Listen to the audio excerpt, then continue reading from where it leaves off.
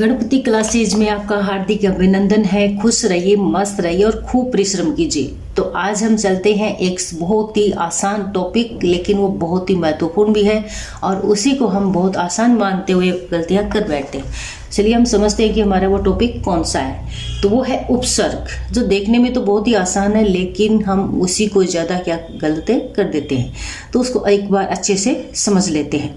तो सबसे पहले हम ये जानते हैं कि उपसर्ग है क्या, इसके बारे में जानकारी कराते हैं। जो शब्दांश यानी शब्द का अंश किसी शब्द के पहले जुड़कर एक नया शब्द बनाता है या बनाते हैं तथा उसके अर्थ को बदल देते हैं, उसे उपसर्ग कहते हैं।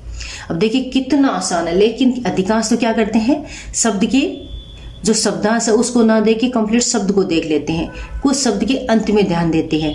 और हमें मुख्य रूप से किन बातों पे ध्यान देना चाहिए कि कभी भी किसी भी समय किसी भी एग्जाम में उपसर्ग से संबंधित कोई टॉपिक हमारा रॉन्ग ना हो, गलत ना हो।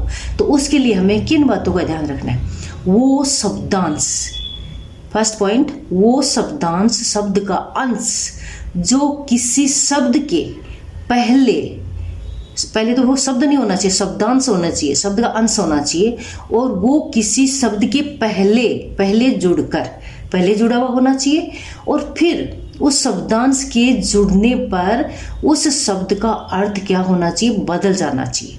तो तीन बातें कौन कौन सी हो गई, शब्दांश होना चाहिए, शब्द के पहला लिखा हुआ होना चाहिए, और फिर उसका अर्थ बदल जाना चाहिए, संपूर्ण शब्द का अर्थ बदल जाना चाहिए, तभी वो उपसर्ग कहलाता है। अगर पहले शब्दांश है और उस शब्द का अर्थ नहीं बदल रहा है तो उपसर्ग नहीं है। तो इसमें हमें विशेष बातों का ये ध्यान रखना है। अब कुछ उदाहरण से समझते हैं। वैसे अगर हम इसको समझ लेंगे तो फिर हमें किसी प्रकार की प्रॉब्लम आएगी नहीं, हम कितने एग्जाम्पल लिख सकते हैं। लेकिन एक बार अध्ययन कर लेते हैं कुछ महत्वपूर्ण एग्जाम्पल की। उपसर्ग, मूल शब्द और नया शब्द। उपसर्ग जो पहले लगा है, मूल शब्द जो मूल शब्द है और जिसके पूर्व यानी पहले वो शब्दांश कौन सा, उपसर्ग वाला, उसमें जुड़ा है, और फिर उसके ये जो हम तीन नियम यहाँ पढ़े थे वो यहाँ हमें देखने को मिल रहे हैं। यानी ये वो शब्द है और वो शब्दांश है और इसमें जुड़ रहे हैं, और इसके ऐड होने पे ये पूर्ण रूप से बदल रहा है। ये जो मूल शब्द है वो इसके ऐड होने से, उपसर्ग के मिलने से वो बदल रहा है। तो ये तीनों नियम जो हमने यहाँ बताए इसमें देखने को मिल रहे हैं। पर हित, अब ये हित मूल शब्द है, इसमें पर उपसर्ग लगा, तो पर हित, दूसरों का हित। हित तो यानी भलाई है, पर हित यानी दूसरों का हित, भलाई।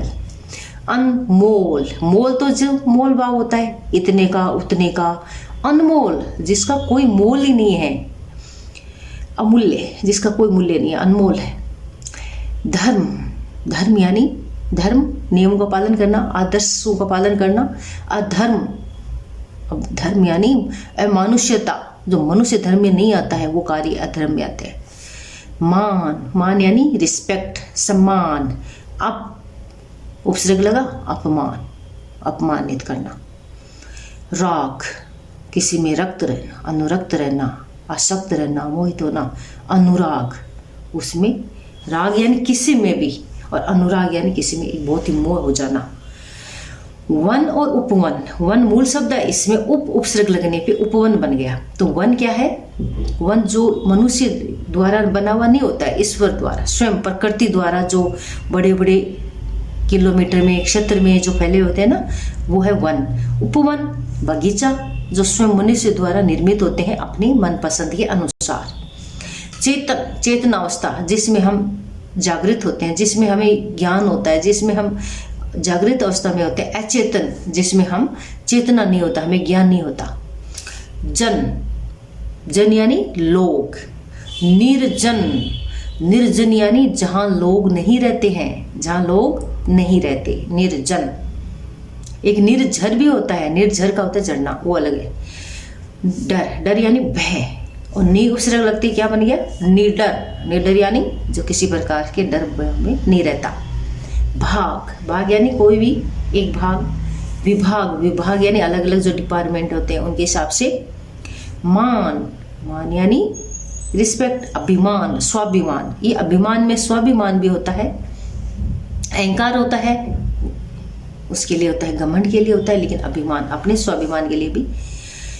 पक्का, पूर्ण रूप से पक्का हुआ, अध पक्का यानी अध पक्का हुआ, पूर्ण रूप से पक्का नहीं होता है। सर, अवसर, चांस, जय, जयकार करना, पराजय, पराजय यानी हार जाना, वार, परिवार, वार यानी वार बोलते हैं ना, संडे मंडे, वैसे परिवार यानी अपना परिवार। पुत्र, बेटा, सुपुत्र यानी अच्छा पुत्र, आदर्श पुत्र।